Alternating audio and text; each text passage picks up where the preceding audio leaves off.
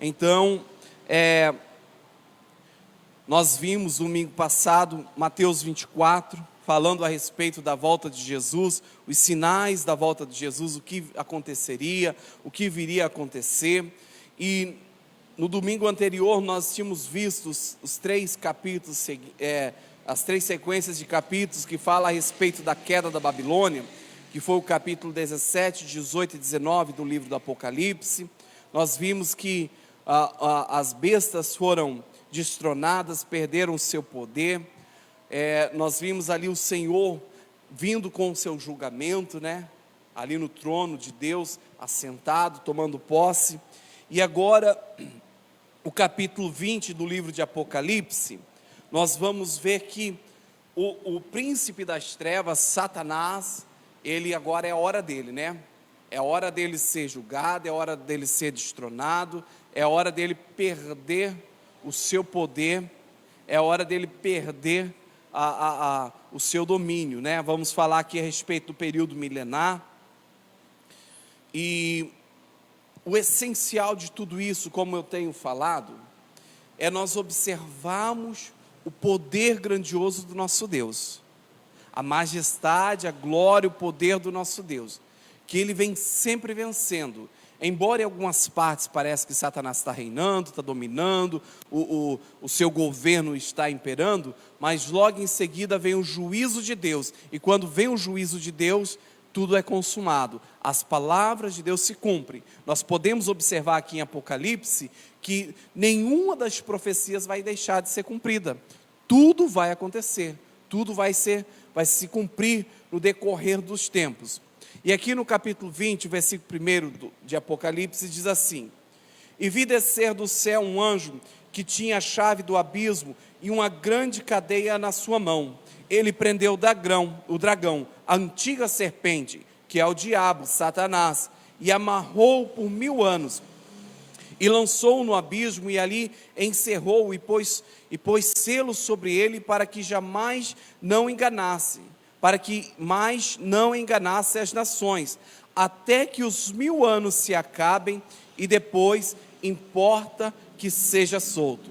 Então, logo de início, o anjo já vem com a chave na mão, com a grande cadeia, justamente para prender quem? A Satanás. Ele vai ser lançado em uma prisão, vai ser aprisionado ali por 1000 anos. Há quem diz que esse período milenar, esse período de 1000 anos, vai haver um período de paz na terra, onde os homens vão estar livres de ser escravizados por Satanás, que vai haver muitas bonanças e outras coisas. Há quem diz outras coisas, mas na verdade a Bíblia não nos traz nenhum ponto. O único ponto que vai falar, afirmando a respeito desse período, é aqui no capítulo 20 de Apocalipse, falando do milênio. E Pedro também fala lá em 2 Pedro capítulo 3, versículo 8, que 1000 anos para Deus é como um dia, e um dia como 1000 anos. Então a gente não sabe se é literalmente 1000 anos que ele vai ficar preso, ou se é um período menor, um período maior, mas o fato é, ele vai ser preso. E o que a gente percebe quando João recebe essa revelação, e Deus fala para ele, mostra para ele, olha, 1000 anos, mostra que é um período determinado para todas as coisas, como é Provérbios que fala, há tempo para todas as coisas, ou é Eclesiastes? Quem é bom de Bíblia aí? Eclesiastes, Há tempo para todas as coisas, tempo de plantar, tempo de colher, tempo de sorrir, tempo de chorar, todos os tempos chegam, tudo acontece. Então, para o reino de Deus, no reino de Deus, e para as suas palavras, para as suas profecias, também é um tempo determinado. Para que Satanás possa fazer algo contra alguém, há um tempo, há um limite. Assim como Deus estabeleceu um limite para Satanás quando ele tocou na vida de Jó. Falou, você pode tocar na vida de Jó até este ponto, daqui para lá você não mexe mais não, meu amigo, é só até aqui. E ele tem que obedecer, ele é sujeito a Deus. Ele é sujeito a Deus, e a gente vê que nem o próprio Deus vem para prendê-lo, Deus envia um anjo. João vê o quê? Vê descer do céu um anjo que tinha a chave do abismo e uma grande cadeia em sua mão, e prendeu o dragão, a antiga serpente.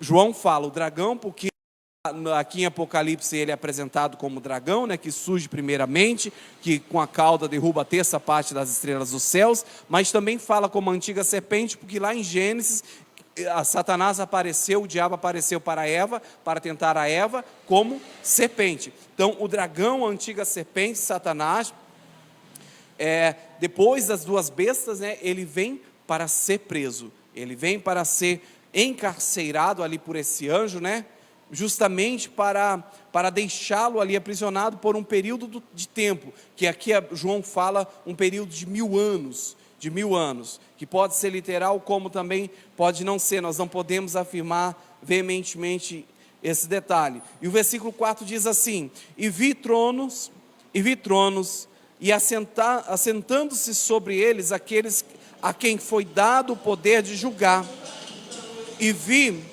as almas daqueles que foram degolados pelo testemunho de Jesus e pela palavra de Deus, e que não adoraram a besta nem a sua imagem, e não receberam o sinal na testa nem na mão, e vieram e reinaram com Cristo durante 1000 anos. Então, aqui já tem uma antítese, né? um contraste. Enquanto o dragão está sendo preso por 1000 anos, aqueles que morreram pelo Evangelho, pela palavra, por amor a Cristo, eles vêm ali para reinar com Cristo durante 1000 anos. Satanás está sendo preso, está sendo vencido, sendo guardado ali preso por 1000 anos, e aqueles que venceram, que deram a sua vida por amor a Cristo, vêm a reinar por 1000 anos.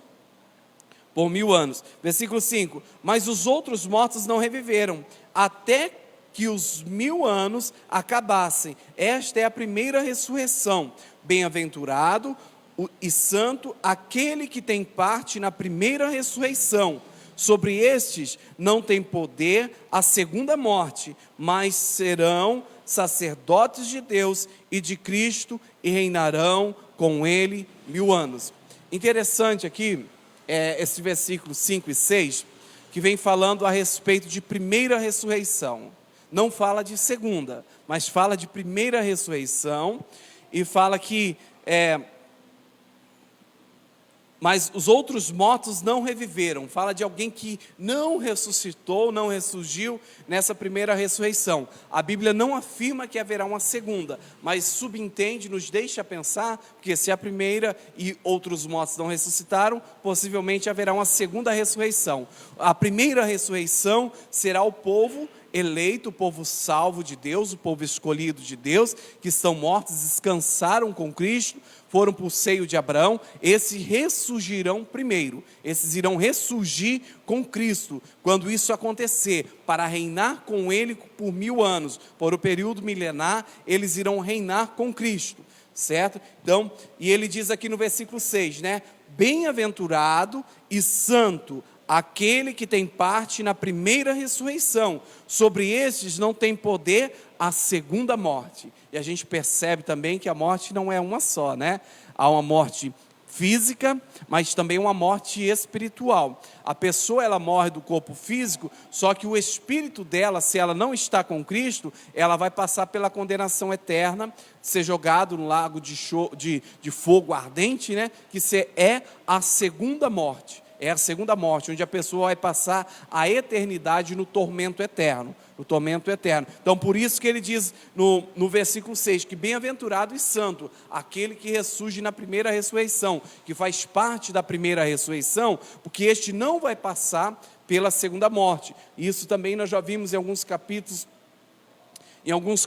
lá atrás. Aí o versículo 7 diz assim: e acabando-se os 1000 anos, Satanás será solto da sua prisão, e sairá a enganar as nações que estão sobre os 4 cantos da terra, Gog e Magog, cujo nome é como a areia do mar, mas cujo número é como a areia do mar, para as ajuntar em batalha, e subiram sobre o lagar da terra, e cercaram o arraial dos santos e a cidade amada, mas desceu o fogo do céu e os devorou, e o diabo que os enganava foi lançado no lago de enxofre, onde está a besta e os falsos profetas, e de dia e de noite serão atormentados para todo sempre. Olha só, Satanás foi preso, nós vimos até o versículo 3, né? Foi preso por 1000 anos. Durante esses 1000 anos, houve o reinado daqueles que ressurgiram com Cristo. Para que ele não atormentasse, para que ele não ficasse tentando atrapalhar, Deus ordena que ele seja preso. Aqui, quando passa esse período de aprisionamento de Satanás, ele é solto novamente, e aí ele vem com toda a ira, com todo furor, sobre as pessoas, como diz aqui, e acabando-se os 1000 anos, Satanás será solto da sua prisão, e sairá a enganar as nações que estão sobre os 4 cantos da terra, Gog e Magog, cujo número é como a areia do mar, para ajuntar em batalha, e subirem sobre o lagar da terra, e cercarem o arraial dos santos, a cidade amada. Irão tentar lutar contra o povo de Deus, contra Deus novamente. Você vê a perseverança dele contra a obra de Deus? Você vê a insistência. Às vezes nós passamos, às vezes não, sempre é assim, tem que mudar essa fala, né? É sempre assim, nós passamos por batalhas espirituais e vencemos.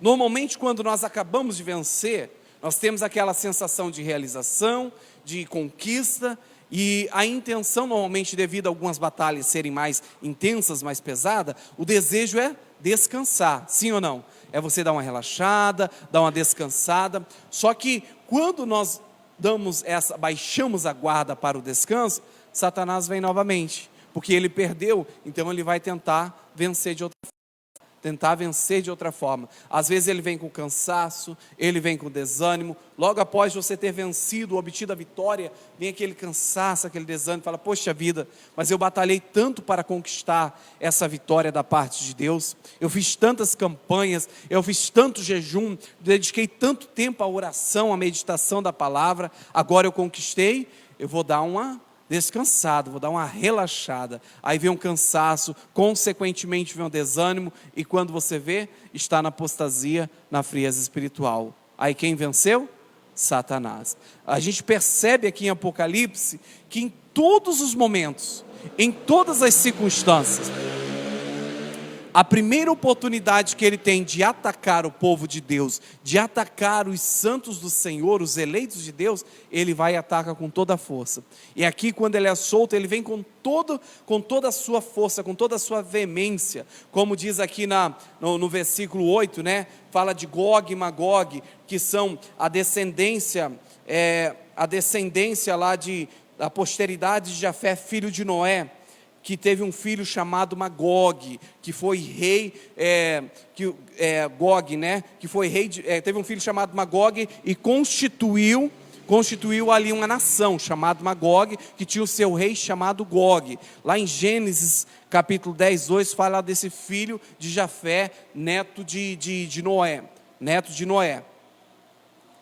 E ele aqui é representado, né? Eles atacaram, Ezequiel 38 e 39, Ezequiel vai falar sobre essa geração, que eles atacam o povo de Deus pela banda do norte, e aqui em Apocalipse fala deles se levantarem dos 4 cantos. Então essa representação de Gog, rei de Magog, aqui fala só Gog e Magog, né? Mas é Gog, rei de Magog, é a mesma representação que traz os capítulos anteriores a respeito da Babilônia, que é um lugar de perdição, de promiscuidade, de idolatria, um povo que tenta combater o povo de Deus. Então Satanás levanta um exército, numeroso como a areia da praia, para ir contra o povo de Deus. Mas o que acontece? Olha só, versículo 8 diz assim: e subiram sobre o lagar da terra, e cercaram o arraial dos santos, a cidade amada, mas desceu fogo do céu, e o que? Os devorou, os venceu. Meu irmão, se Satanás se levantar hoje contra a sua vida, seja com maior furor, seja da forma que for, com toda a força, com toda a violência, com todo o seu exército, se você estiver firmado em Deus, mesmo que seja necessário descer fogo do céu para destruir, Deus envia fogo do céu para te guardar, porque quando o povo de Deus estava lá no deserto, teve um rei, o rei de Moabe. Ele vem, olha toda aquela multidão perto do seu povo, lá perto do arraial de Moabe, e não vê possibilidade de vencer, e ouve todas as histórias da vitória de Israel no deserto contra as outras nações que eles haviam vencido. Então ele chama um profeta, compra um profeta chamado Balaão, o rei Balaque compra um profeta chamado Balaão, e traz ele para amaldiçoar o povo de Deus. Era um homem renomado, e todas as vezes que Balaão subia no monte, oferecia, levantava um altar, e ele fazia uma oferenda a Deus para poder amaldiçoar a Israel, a maldição dele era transformada em bênção, porque eles estavam dentro das cercanias, das proteções, dos muros de proteção de Deus. Então, mesmo que Satanás se levante com Gog e Magog, se levante como a areia do mar, como a areia da praia ali, contra a sua vida, se você estiver debaixo da proteção de Deus, meu irmão, não tenha o que temer, ele já foi derrotado, ele não vai ser, ele já foi derrotado, Cristo já venceu por ele. Se lá no deserto Cristo ainda não tinha vindo, não tinha morrido, houve vitória, você imagina você hoje, com a conquista que Jesus trouxe para as nossas vidas na cruz do Calvário, como nós vimos na escola bíblica quinta-feira. Quem assistiu aí, viu a gente falando a respeito dos direitos que nós temos, da herança, nós somos herdeiros e co-herdeiros com Cristo. Romanos capítulo 8, nós estávamos estudando, e estávamos falando sobre os direitos que nós temos, as bênçãos, o que pertence a Cristo, pertence a nós também. Pertence a nós, que nós somos feitos por meio de Cristo Jesus, nós somos feitos filhos de Deus. Então Satanás, ele vem, após ser solto, após esse período milenar, ele vem com tudo contra aquilo que é de Deus. E Deus envia fogo do céu e os devora, não só devora a Satanás como seu exército. E aqui fica uma lição para a gente: aqueles que não são de Deus, estão contra Deus, vai ser destruído junto com o seu Senhor, vai ser destruído junto com o império das trevas, junto com Satanás. E o versículo 10 diz assim: o diabo que os enganava foi lançado no lago de fogo e enxofre, onde está a besta e o falso profeta, e de dia e de noite serão atormentados para todo sempre. Acabou, venceu. Satanás nunca mais perturba ninguém. Essa é a casa dele agora. Esse lago de enxofre foi lançado. Lá já está a besta, lá já está, aqui fala a besta e o falso profeta que tinha se levantado, já estão lá, e agora Satanás é lançado lá. Então, para todo sempre, ele não tem mais poder, ele não retorna, ele não tem mais capacidade. O juízo de Deus foi executado contra ele. Aí o versículo 11 diz assim: e vi um grande trono branco e o que estava sentado sobre ele, de cuja presença fugiu a terra e o céu, e não se achou lugar para eles. E vi os mortos, grandes e pequenos, que estavam diante do trono, e abriram-se os livros, e abriu-se outro livro, que é o da vida. E os mortos foram julgados pelas coisas que estavam escritas nos livros, segundo as suas obras. E deu o mar os mortos que nela havia, e a morte e o inferno deram os mortos que neles haviam, e foram julgados cada um segundo as suas obras. E a morte e o inferno foram lançados no lago de fogo. Esta é a segunda morte. E aquele que não foi achado escrito no livro da vida foi lançado no lago de fogo. Olha que visão maravilhosa que João tem, né? Que ele vê o grande trono branco e o que estava sentado sobre ele, de cuja presença fugiu a terra e o céu. Olha a glória de quem estava sentado sobre esse trono, que até a terra e o céu quer fugir dele, sabe, porque a glória é tão grande, é tão maravilhoso, é tão extraordinário. E ele vem para fazer o quê? Ele veio para julgar. Ele abre o livro da vida, ele pega os livros, aqui diz aí, e abriram-se os livros, ou seja, não há só o livro da vida, há outros livros também com outros registros, né? E abriu-se outro livro, que é o livro da vida, onde todo aquele que aceita Cristo tem seu nome registrado lá. Nesse dia, Deus vai abrir os livros, vai abrir o livro da vida, e lá está relatado cada momento da nossa vida. cada momento na nossa vida. Eu não sei se tem um anjo lá escrevendo caneta Bic, ou se é máquina de datilografia, ou se já é algo moderno que capta a voz, que nem o celular, né? Você fala, o comando de voz já escreve tudo. Como que é, eu não sei. Mas cada segundo da sua vida está anotado lá, tá? Tudo está anotado lá, seja bom, seja ruim. Tudo que é de bom que você fez está lá, tudo que é de ruim que você fez está lá. E vai chegar esse dia, o dia de nos apresentarmos diante do trono branco, que esse livro vai ser aberto. E o que vai acontecer quando esse livro for aberto?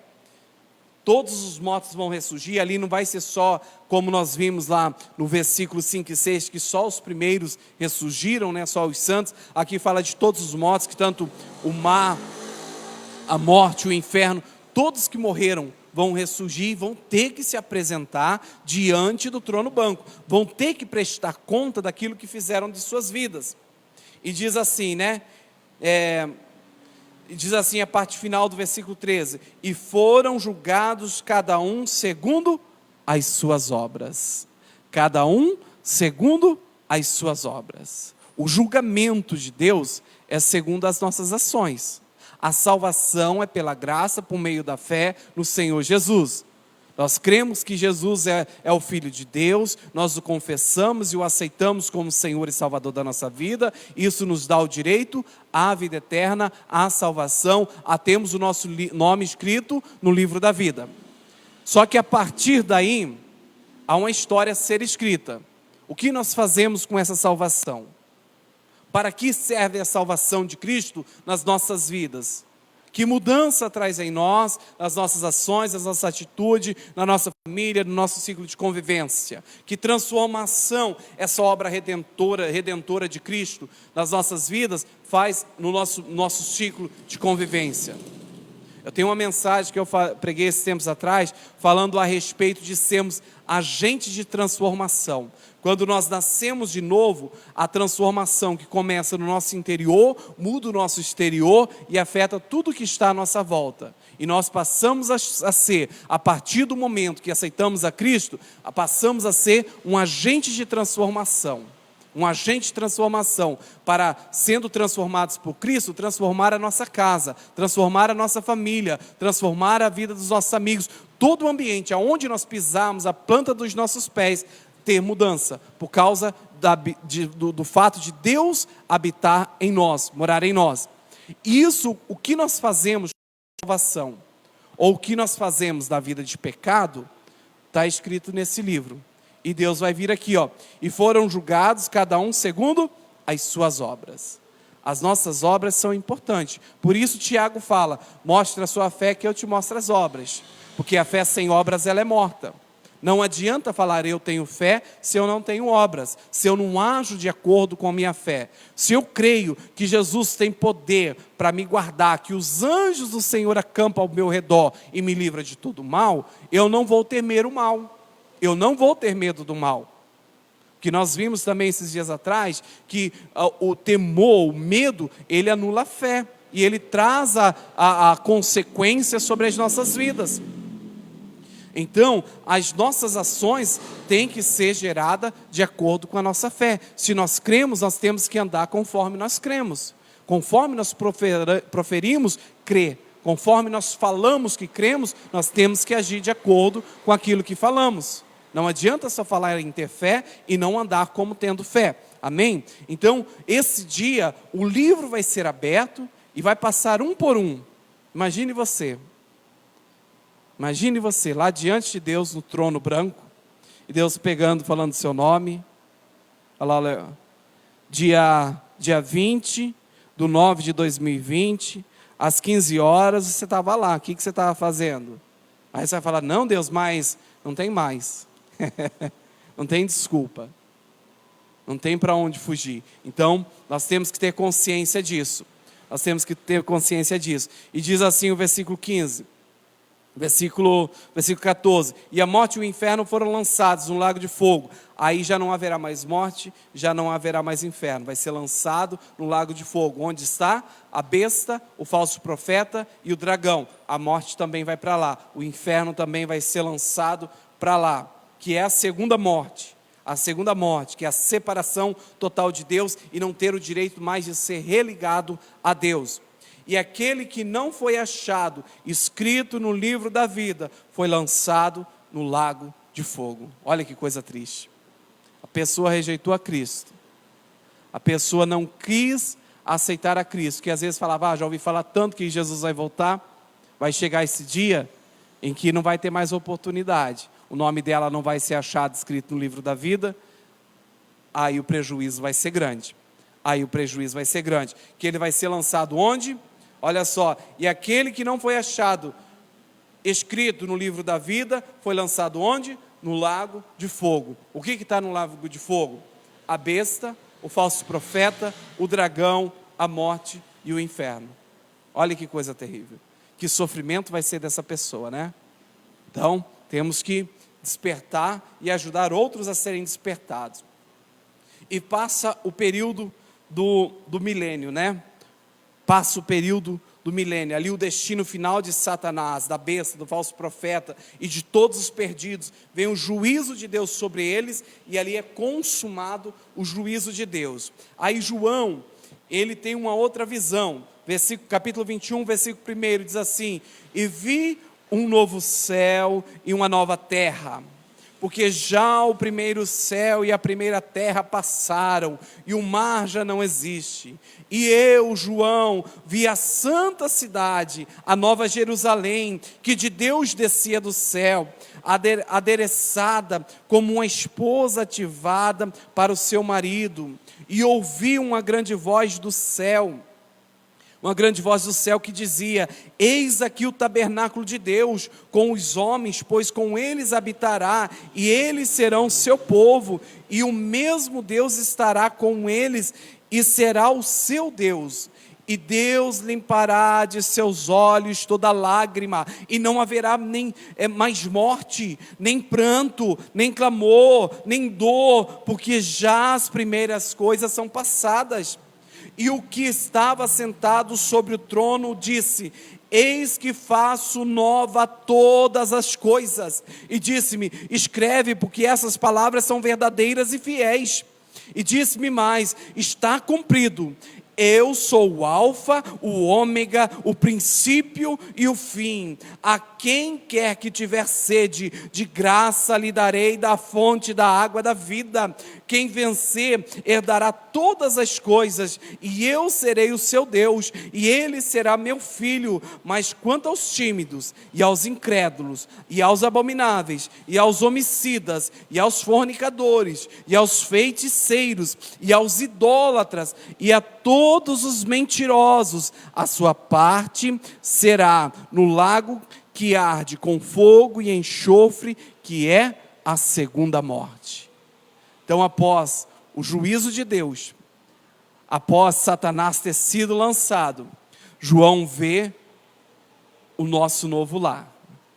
O lugar onde aqueles que perseveram em Cristo, aqueles que permanecem na presença de Deus, que tem o seu nome escrito no livro da vida, vão descansar. A cidade santa, Nova Jerusalém, que de Deus descia do céu. Alguns dizem que essa terra vai ser purificada pelo fogo, e nós vamos vir, a Nova Jerusalém vai descer até nós, e nós não vamos subir até ela, ela descerá até nós. Mas se nós vamos subir até ela, se ela vai descer até nós, se vai parar no meio do caminho e ficar por ali, não me importa, o importante é eu ir para lá. Eu quero ir para lá. Importante é eu participar desse lugar maravilhoso.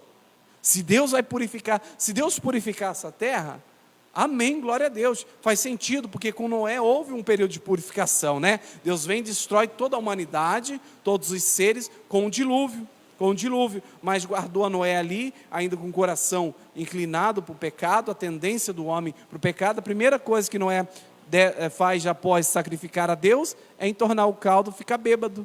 Aí o filho dele vem lá, acontece toda aquela situação, ele amaldiçoa o filho e tem todo aquele enredo, e a maldade do coração do homem permanece. Então, se Deus vai purificar a terra com fogo, não importa, o importante é eu chegar à cidade santa, a Nova Jerusalém, que de Deus descia do céu, toda adereçada como uma esposa ataviada, subir ali e se encontrar com Cristo, né? Se encontrar com Cristo. estar ali junto com ele. E olha só o que diz o versículo 4: e Deus limpará de seus olhos toda lágrima, e não haverá mais morte, nem pranto, nem clamor, nem dor, porque já as primeiras coisas são passadas. O sofrimento que nós passamos aqui, as lutas que nós enfrentamos aqui, é temporário, meu irmão. O choro vai ter fim, a morte vai ter fim, a dor vai ter fim. O que nos espera é alegria, é paz, é regozijo, é descanso. É descanso. Não vai ter mais lágrimas, não haverá mais morte, nem pranto, nem clamor, nem dor, porque já as primeiras coisas são passadas. As primeiras coisas vão passar e nunca mais voltarão. Nunca mais voltarão. Ali estará essa nova terra, esse novo céu, né, que Deus fará. E quem vencer herdará todas essas coisas. Versículo 7, né? Todas essas coisas, e eu serei o seu Deus, e ele será o meu filho. Não como hoje. Hoje Deus é o nosso Deus e nós somos filhos de Deus. Como nós estudamos Romanos na quinta-feira passada, nós somos feitos filhos de Deus. Somos herdeiros e co-herdeiros com Cristo. Mas quando fala aqui de nós sermos filhos de Deus, é aquele filho como é com o pai físico hoje, que você o vê, que você conversa com ele face a face. Deus está falando que vai restaurar, assim como ele tinha aquela comunhão lá no Éden com Adão, que na viração do dia ele descia e conversava com Adão. Vai ser melhor ainda, porque não vai ter viração do dia, não haverá mais noite, a glória de Cristo iluminará toda a cidade, vai ser tudo dia, não vai ter mais sol. Nós vamos ver isso aqui. Nós vamos ver isso. Então, tudo vai ser um dia. Entra hora e sai hora, é dia. Então, nós vamos estar ali com Deus todo o tempo, face a face com o nosso Pai. Ele será o nosso Pai e nós seremos seus filhos escolhidos. Só que Ele nos traz um alerta. Após Ele falar de toda essa glória, de toda essa maravilha, Ele nos traz um alerta no versículo 8, onde Ele diz: mas quanto aos tímidos, esses tímidos aqui, não é aquela timidez de conversar um com o outro. É aquele timidez, já ouviu falar de crente secreto? Crente secreto? Como um agente secreto? Ele é crente e ninguém descobre que ele é crente. Ele trabalha há 20 anos numa empresa, já é crente há 40 anos, e ninguém na empresa sabe que ele é crente. Nem o próprio encarregado dele, o chefe dele. Ninguém sabe. E ele acha que é uma grande coisa. De repente, nem a família sabe que ele é crente, né? Esse é o tímido, porque ele não confessa a Cristo. Ele não glorifica a Cristo. O que ele faz da salvação dele? O que ele faz do tesouro, da herança que ele recebeu? Então, esse vai prestar conta diante de Deus. E aqui está bem claro. Fala que esses tímidos, os tímidos, aos incrédulos, aqueles que não creem de forma alguma, que são muitos que não acreditam em Deus, não creem que Deus existe e tudo mais. Os incrédulos, aos abomináveis, aos homicidas, aos fornicadores, aos feiticeiros e aos idólatras e a todos os mentirosos. Esses não são os que já praticaram um dia isso, viveram um dia na idolatria, depois aceitaram a Cristo, não. Porque aquele que está em Cristo, nova criatura é, as coisas velhas se passaram, eis que tudo se faz novo. Esses são que ouvem o evangelho da salvação e não aceita, permanece na idolatria, prefere estar ali diante de um Deus que tem boca, mas não fala, tem olhos, mas não vê, tem mão, mas não apalpa, tem ouvido, mas não ouve, tem pés, mas não anda. E a Bíblia fala que essas pessoas que fazem o que tem esses deuses diante de si, elas se tornam como eles, se tornam cegos, mudos, surdos, inertes. Então, as pessoas que estão ali, ouvem o evangelho, mas não aceitam o evangelho da salvação, preferem a idolatria, preferem a feitiçaria, preferem a fornicação, preferem continuar na vida de homicida, preferem continuar na abominação, e rejeita Cristo. Esses onde vão permanecer, a sua parte será no lago que arde com fogo e enxofre, que é a segunda morte. Também vão para lá, vão ser lançados lá junto com Satanás e o dragão. Versículo 9 diz assim: e veio um dos 7 anjos que tinham as 7 taças, cheio das últimas 7 pragas, e falou comigo dizendo: vem, mostrar-te-ei a esposa, a mulher do cordeiro. ou seja, a igreja de Cristo, né? Quem que é a esposa? É a igreja de Cristo. E levou-me em espírito a um grande e alto monte, e mostrou-me a grande cidade, a santa Jerusalém, que de Deus descia do céu, e tinha a glória de Deus. A sua luz era semelhante a uma pedra preciosíssima, como pedra de jaspe, como cristal resplandecente, e tinha um grande e alto muro, como 12 portas, e nas portas 12 anjos, e os nomes dos escritos sobre elas, que são os nomes das 12 tribos de Israel. Da banda do levante tinha 3 portas, da banda do norte 3 portas, da banda do sul 3 portas, da banda do poente 3 portas. E o muro da cidade tinha 12 fundamentos, e neles os nomes dos 12 apóstolos do Cordeiro. E aquele que falava comigo tinha uma cana de ouro para medir a cidade e suas portas e seu muro, e a cidade estava situada em quadrado, e o seu comprimento era tanto como a sua largura. E mediu a cidade com a cana até 12.000 estádios, e o seu comprimento, largura e altura eram iguais, e mediu o seu muro de 144 côvados, conforme a medida de homem, que é a de um anjo. E a fábrica do seu muro era de jaspe, e a cidade de ouro puro, semelhante a vidro puro. E os fundamentos do muro da cidade estavam adornados de toda pedra preciosa. O primeiro fundamento era jaspe, o segundo safiro, o terceiro calcedônia, o quarto esmeralda, o quinto sardônio, o sexto sárdio, o sétimo crisólito, o oitavo berilo, o nono topázio, o 10º crisópraso, o 11º jacinto, o 12º ametista.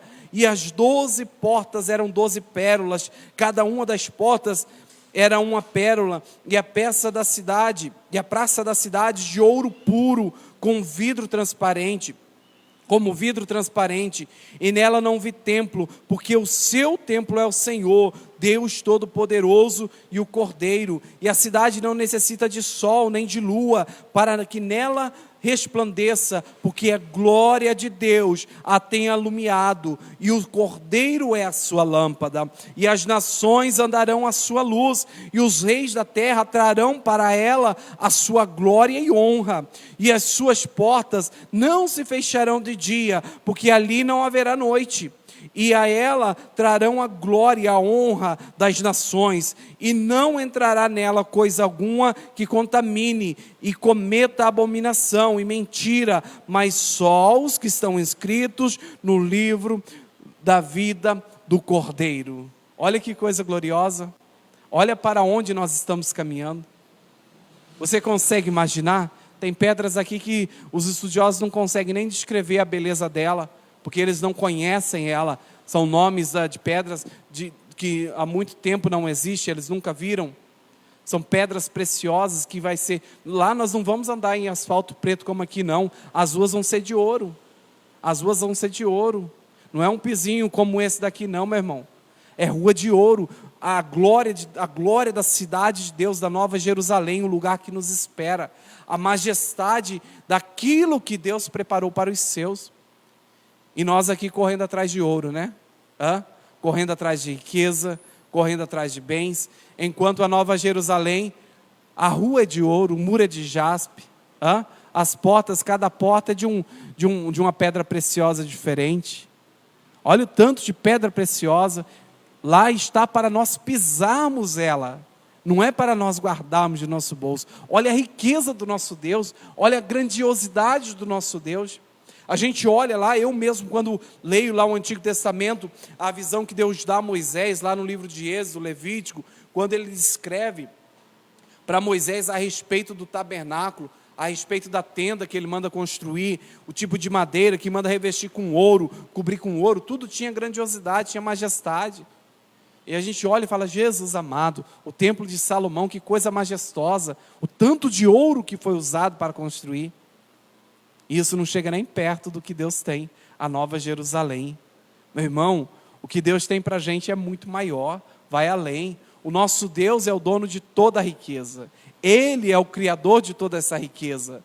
Aqui, nós às vezes padecemos um pouco, passamos algumas dificuldades, mas no porvir há um tesouro muito grande, e isso não é para a gente desfrutar, isso é algo assim, que está sujeito a nós, isso vai estar debaixo dos nossos pés, você vai estar pisando em rua de ouro.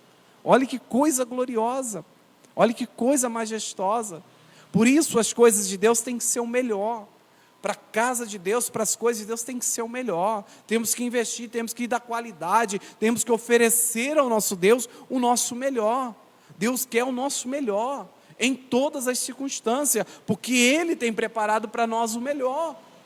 Além dele ter dado já o melhor de si, que foi o seu Filho amado Jesus, o seu único Filho, por amor a nós, para se entregar na cruz do Calvário para nos resgatar, Ele ainda preparou para aqueles que têm o nome escrito no livro da vida, um lugar preciosíssimo, majestoso, para ser pisado, para nós habitarmos. Como diz aqui, a luz que vai nos iluminar é a glória de Deus. Meu irmão, você imagina a glória de Deus irradiando.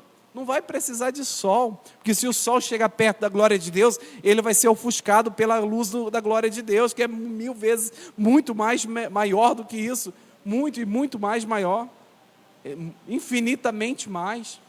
A glória de Deus vai iluminar toda essa cidade, e o Cordeiro, Jesus Cristo vai ser a lâmpada, que vai estar ali, refletindo a glória de Deus. Refletindo a glória de Deus. Não haverá mais noite, a cidade não necessita de sol, a cidade não necessita de nada, de coisas físicas como um esplendor, para resplandecer algo da parte de Deus. O nosso lar, a Bíblia, ela começa ali com lá no Éden, né? Lá no Éden. E depois Deus restaura a comunhão e nos dá o direito a irmos a uma Jerusalém, a uma nova Jerusalém restaurada, infinitamente mais, mais do que podemos imaginar, porque se você for buscar como são essas pedras, você não vai conseguir chegar a uma conclusão, para você ver a grandiosidade, a maravilha da glória de Deus. E ali não vai ter impureza, as portas não se fecharão. Quando fala as portas se fechar, fala por causa da primeira Jerusalém, que era cercada de muros, e quando chegava o dia do sábado, por causa da lei, eles fechavam as portas para que os não entrassem nela, para ali, como é que fala?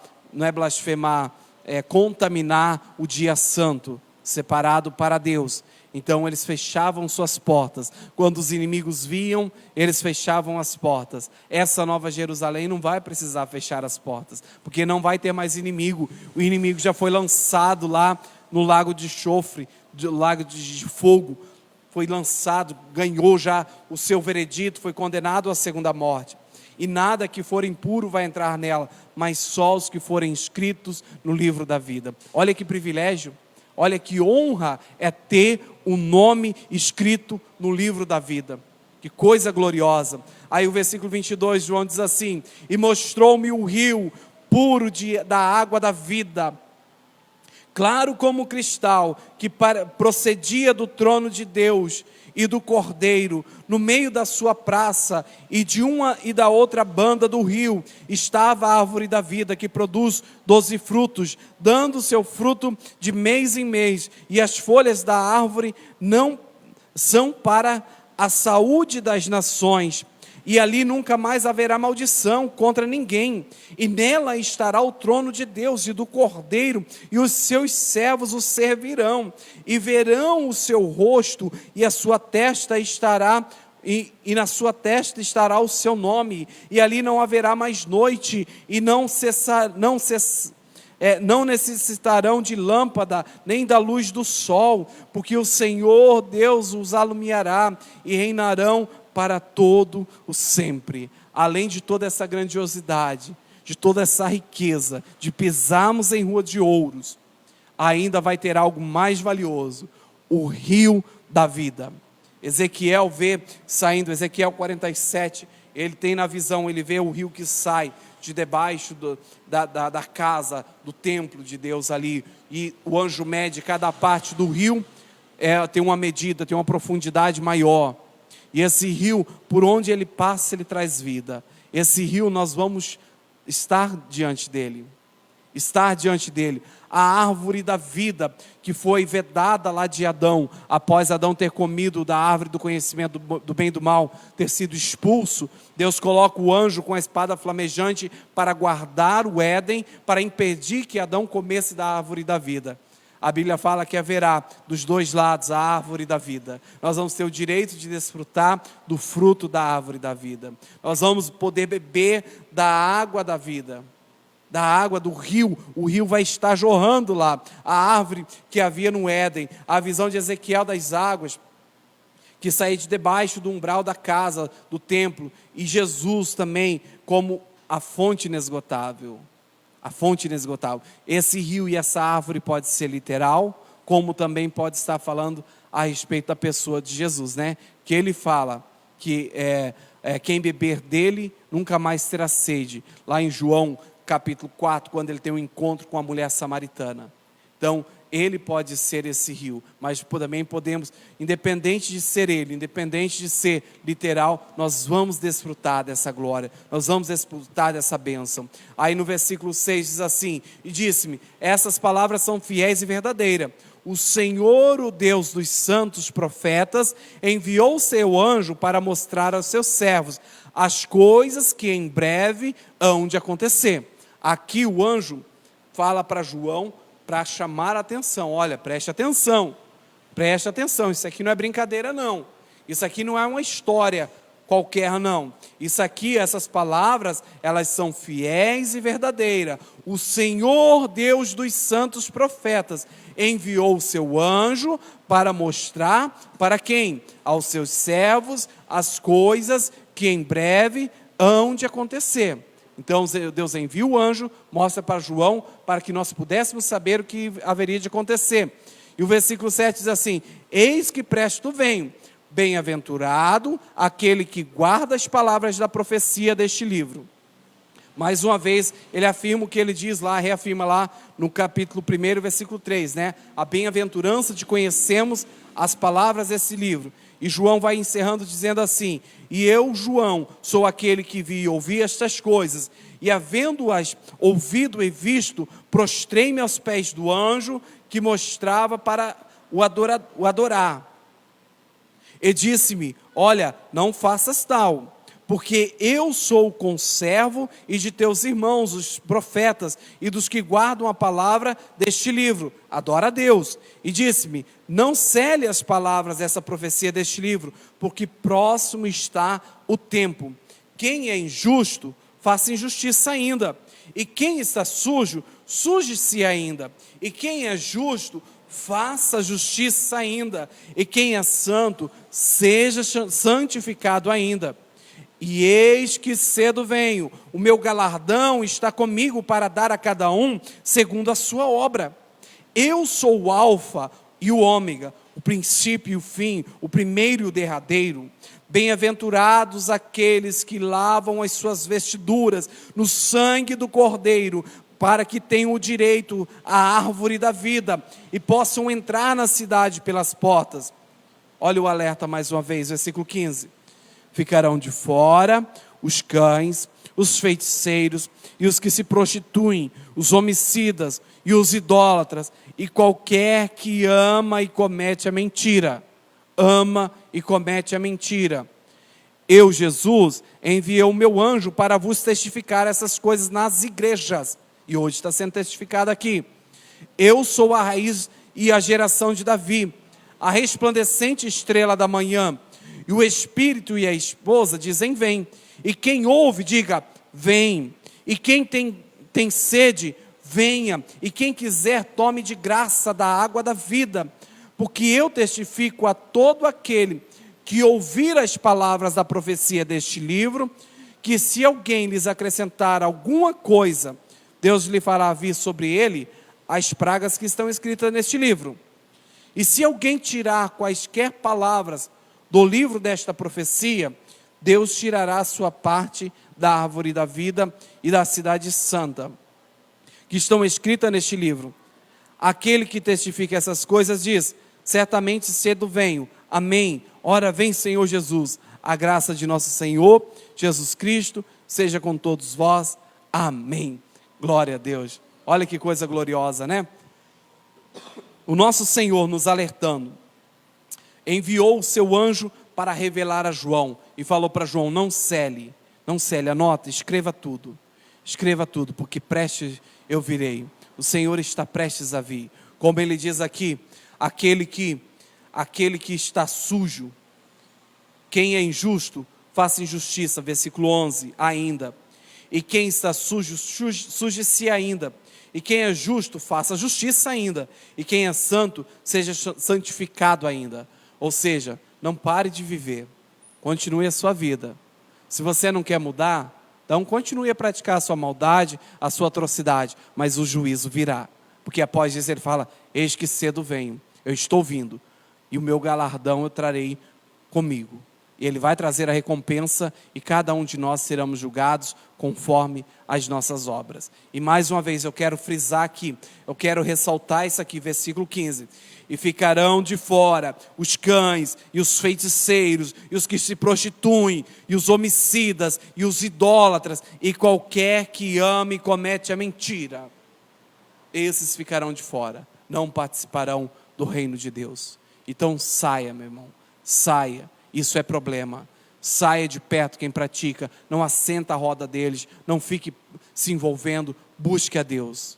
Você é justo, então continue a praticar a justiça. Você é santo, tem buscado se santificar, então se santifique mais, a cada dia mais, porque Cristo está prestes a vir. Cristo está prestes a vir. Hoje o mundo está em alvoroço. Após esse segundo tratado de paz que ocorreu essa semana passada, já estão traçando até a descendência do cidadão lá, Jared alguma coisa, né?